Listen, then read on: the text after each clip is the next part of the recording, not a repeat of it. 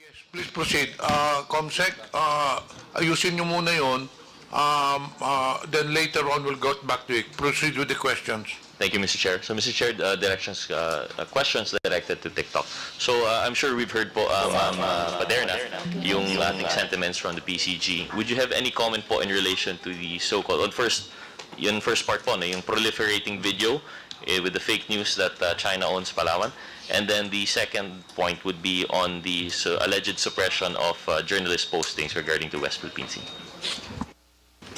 Thank you, Mr. Chair.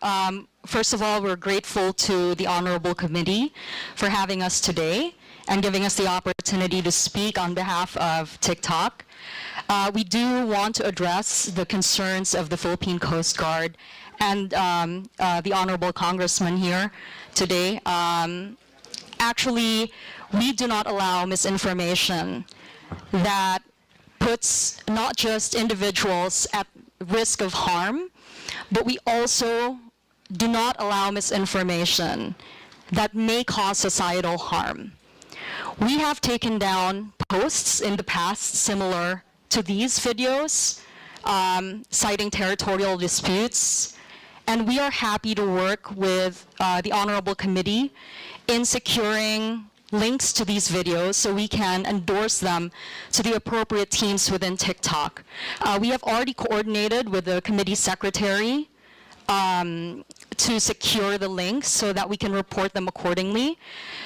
Because as I said earlier, we have taken action on similar posts in the past. And we'd like to be able to get the opportunity to send this content to our teams for review. Thank you, Mr. Chair, and thank you po, TikTok, for that response. So, Mr. Chair, in relation to disinformation sources or fake news, the action on TikTok is actually more on a reactionary. Mr. Chair, we also take proactive measures, especially around misinformation that could cause severe harm. Every video that is posted on the platform undergoes a quick review by our machine technology, by our technology moderation. And that initial pass, that initial sweep of the content often studies signals for misinformation that could be harmful. Now, we also rely on our independent fact checkers who make an assessment on the accuracy of the information on the platform on certain kinds of content. And we also rely on community reports.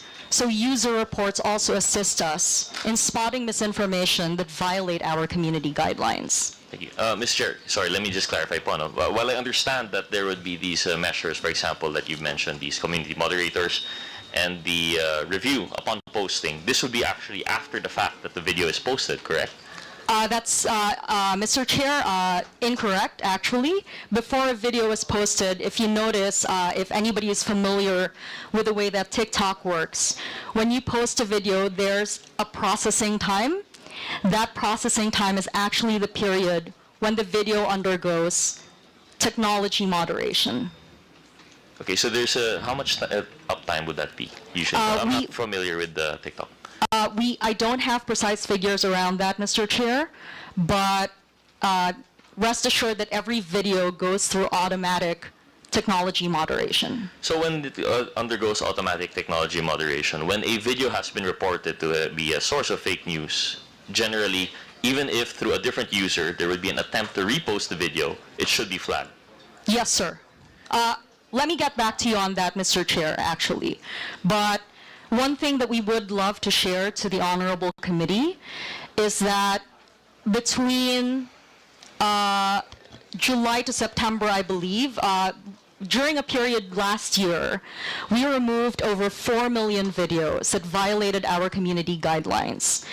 99.5% of those videos were taken down proactively, and of the remaining percentage, 98% was taken down in less than 24 hours after being reported by users. So we're quite pleased to share that information with the Honorable Committee because we'd like to demonstrate that we are doing everything that we can in terms of our moderation practices to catch posts and to catch content that violate our community guidelines. Mr. Chair, most respectfully, while we laud the attempts, the measures being taken by TikTok in relation to this, and we appreciate the numbers that are being put forward, one issue that we have really is that anecdotally that doesn't seem to be the case. For example, when we're talking about fake news in relation to China, when we see one video posted and it has been reported, we would see the same video posted by a different person. So that's why I wanted to ask how do we ensure that a video that has been flagged for disinformation is not posted again? And quite frankly, perhaps we'd have to get cold hard evidence one. We'd like to have a research person invited in this.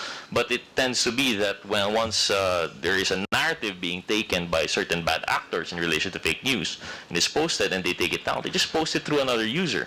So I hope you'd understand the frustration that this committee would have in relation to the social media posts. And that's not even going into yet the issue of suppression that our journalists are facing in relation to the territorial dispute of the West Philippine Sea.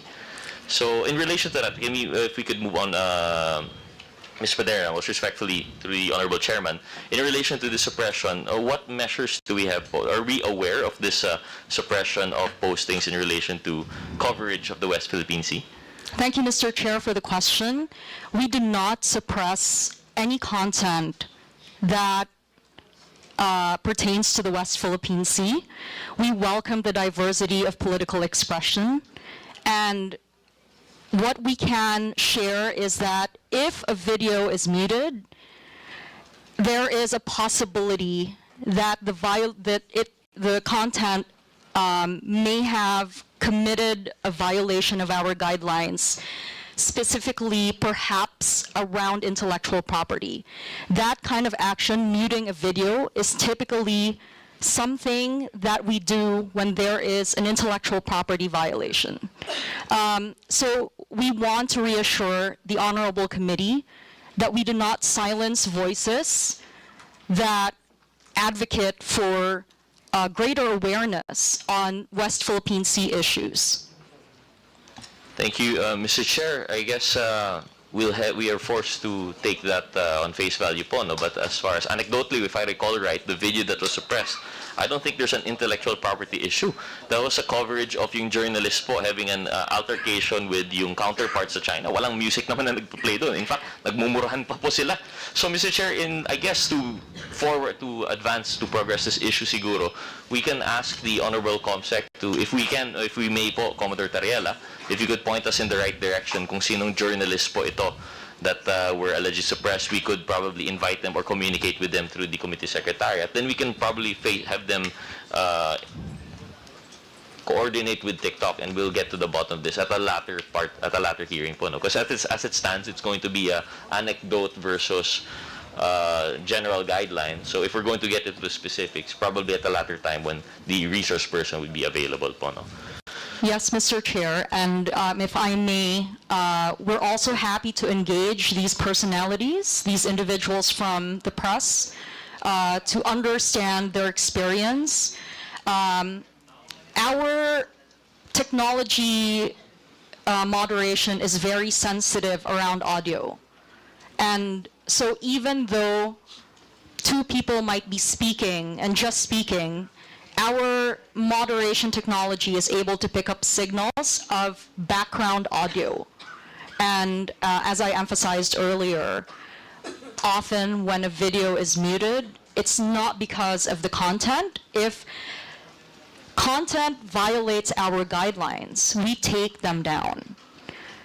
If content violates intellectual property rights, quite frequently, the action that is taken is to mute the audio. So we want to reassure the Honorable Committee of that.